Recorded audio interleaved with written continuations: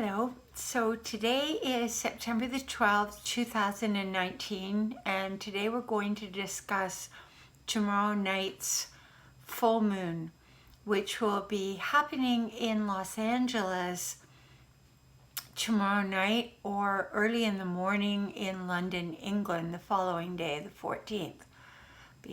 So according to our time, Greenwich Mean Time is the London celebration of the full moon at 5:32 a.m., whereas we're celebrating the full moon at 9:32 p.m. It's a very powerhouse-packed Virgo full moon. The full moon itself being in Pisces. What a full moon means is that the sun is in exact opposition to the moon. And it's taken 28 days to go around, 28 to 29 days actually, to go around the zodiac and come back into an oppositional situation. So usually we work with the energies of the moon, starting with the new moon. 15 days before the full moon is when we plant our seeds of new thoughts, new aspirations, new directions of being, and then we work up to the full moon as the moon is rising in the sky, becoming more and more full to our eye. So we work with those energies, and we can feel the power of the full moon, as we discussed before in one of our videos, because our body is made up of 50 to 60% water.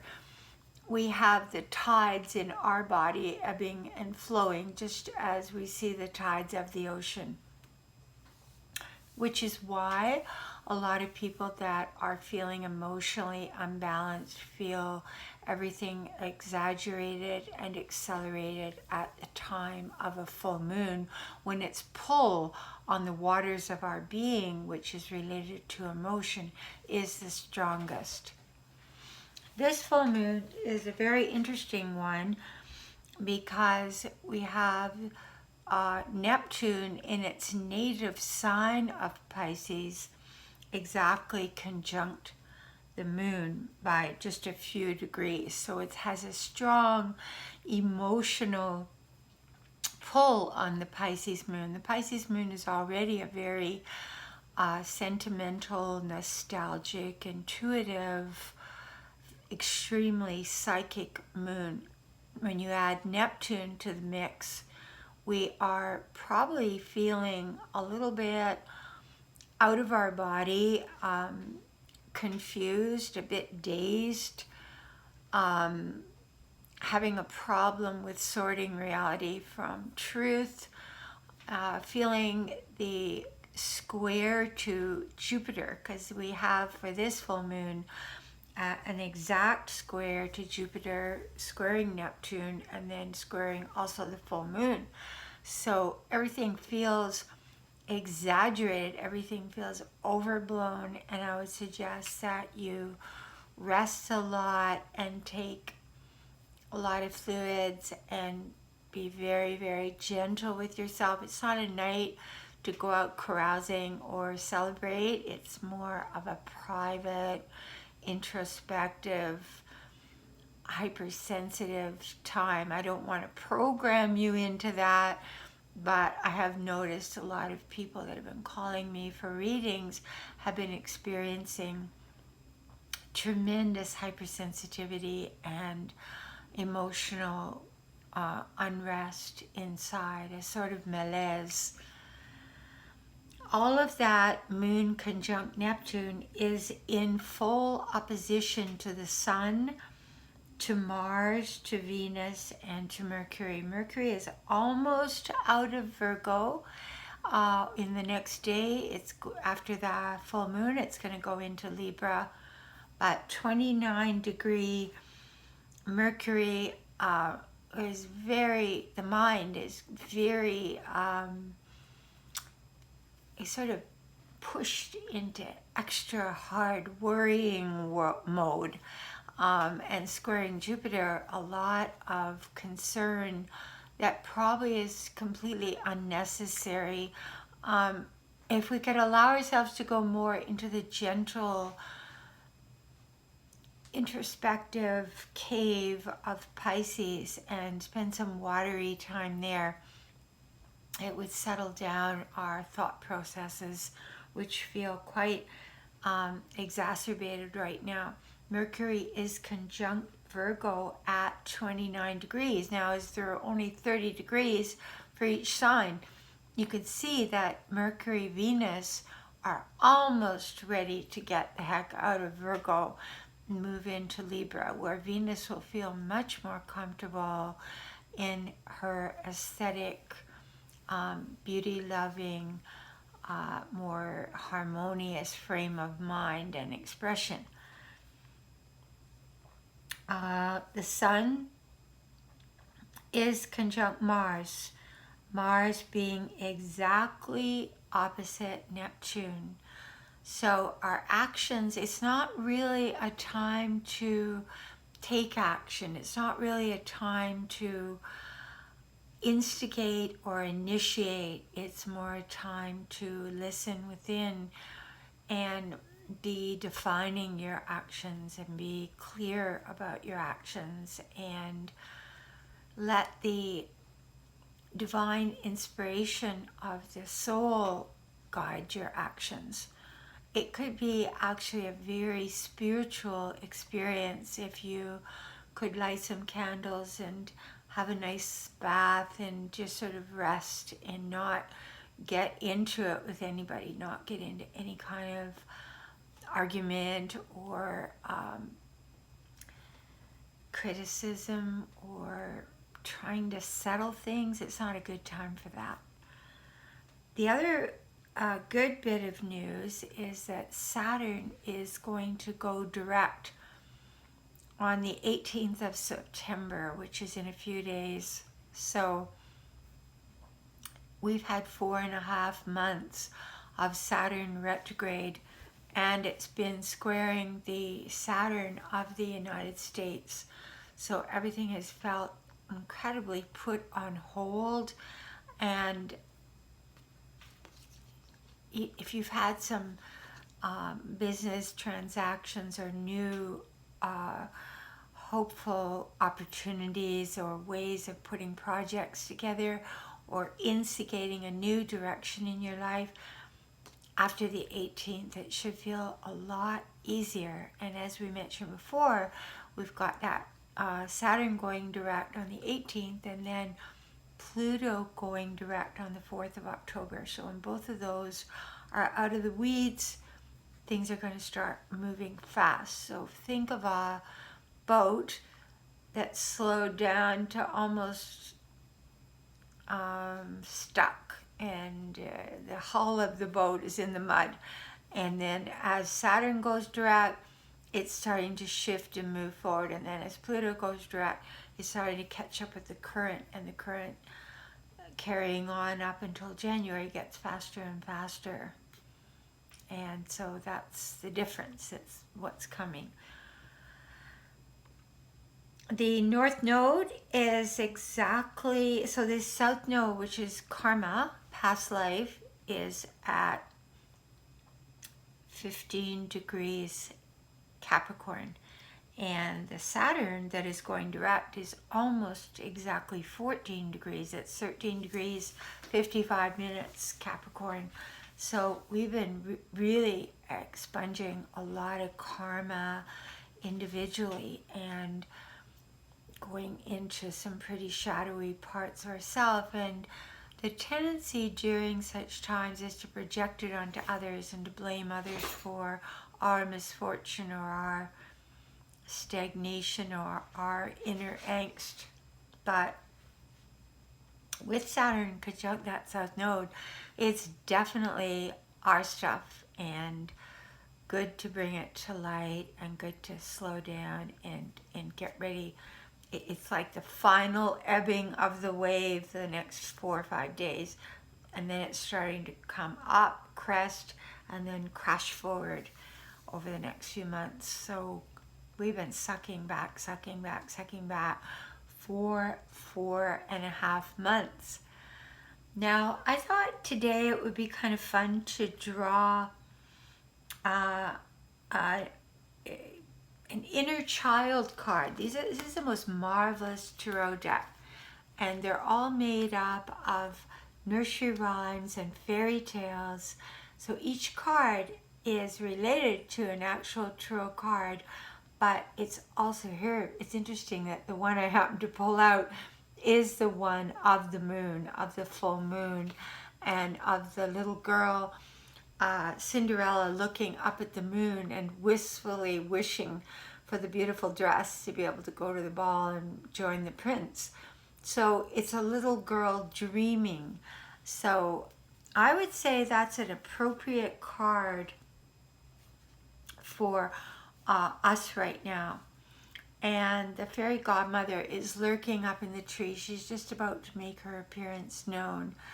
But this is kind of ourselves right now. Like, it would be good to sit down tomorrow night and write out a list of the Virgo list of what it is that you are still dreaming and longing for. And then, rather than feeling that you have to yearn and long and it's out of reach and it's not in your life and it's never going to happen, to light some candles and put those wishes by the candle, and to close your eyes and to sweetly and gently visualize all of those wishes already having occurred, and you're feeling the joy and energy of the beauty of those aspirations as already having happened, so that we're not in the feeling of reaching for something far off in the distance, but more enjoying the experience of it right now. And I find that a lot of people that manifest beautiful dreams, say for example, you wanted to have a healing center to help a lot of people that are homeless.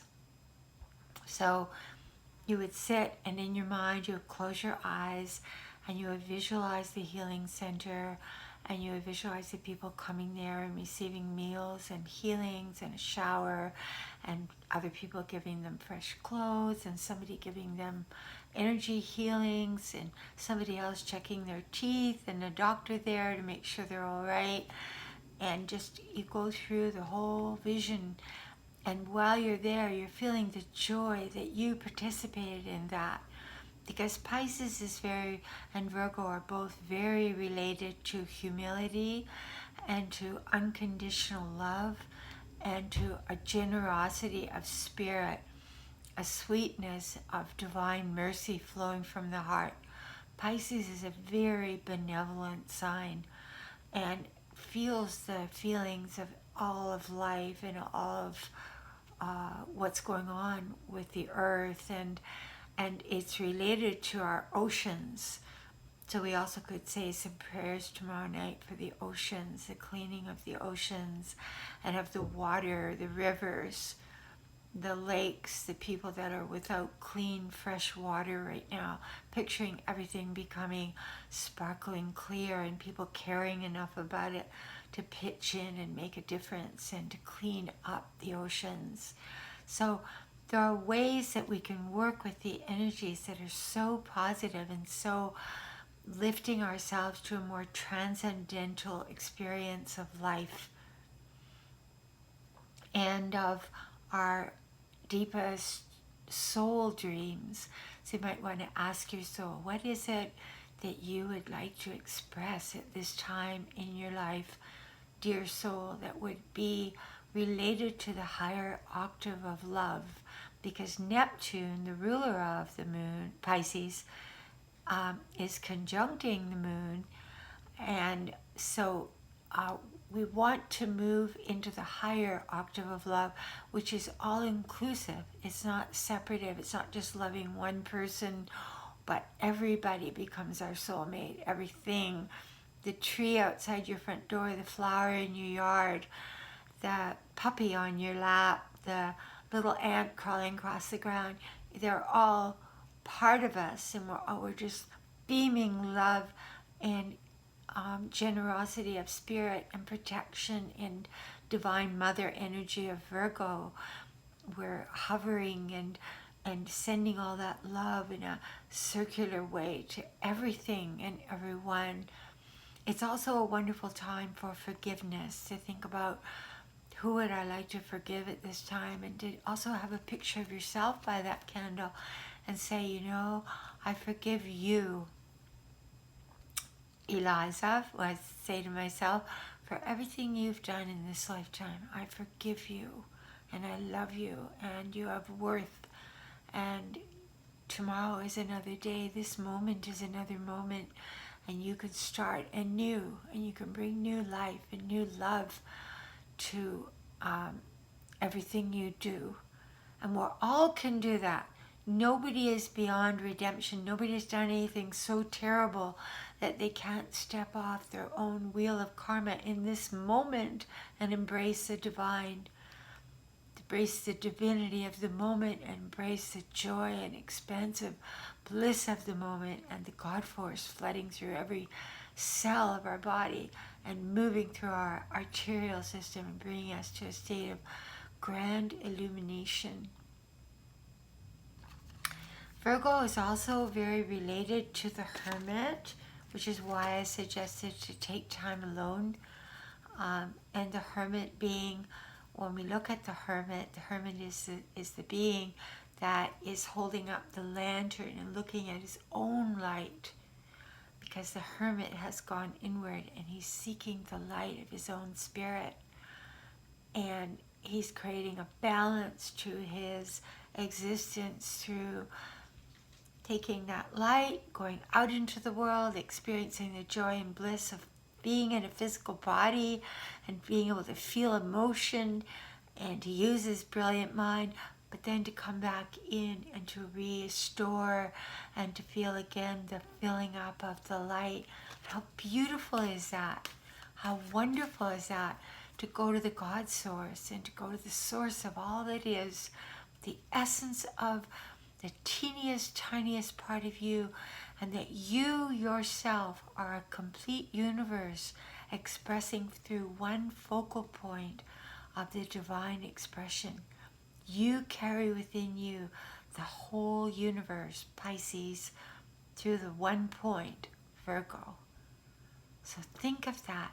There's no one else that is that little dot form with that magnificent, majestic, universal energy supporting it and giving it life force. No one like you. You're the only one like that. And yet at the same time, you know, your humility comes through knowing that you are part of the entire universe. So is everybody else.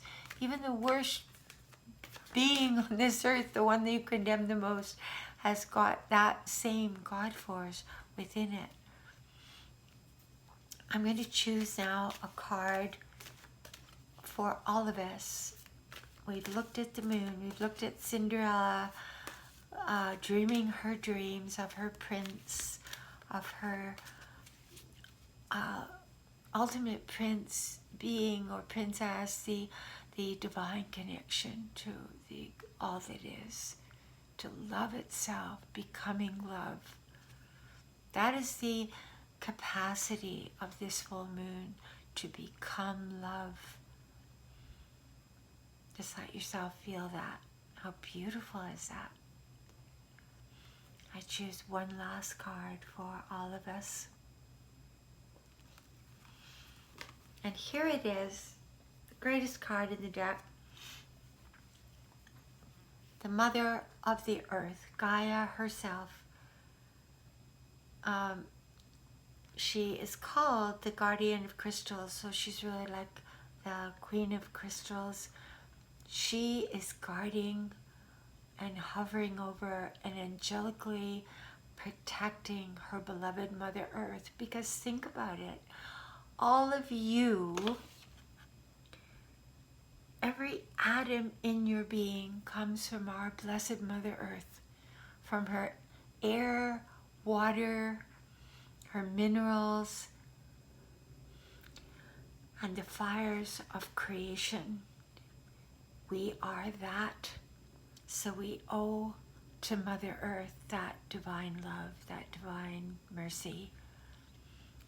I'm going to end there, and I wish you all a beautiful full moon. God be with you, and may your heart soar like a hawk with love, with divine mercy. Remember now, if you like, do subscribe to this page, and please like this message. Thank you, and God bless you.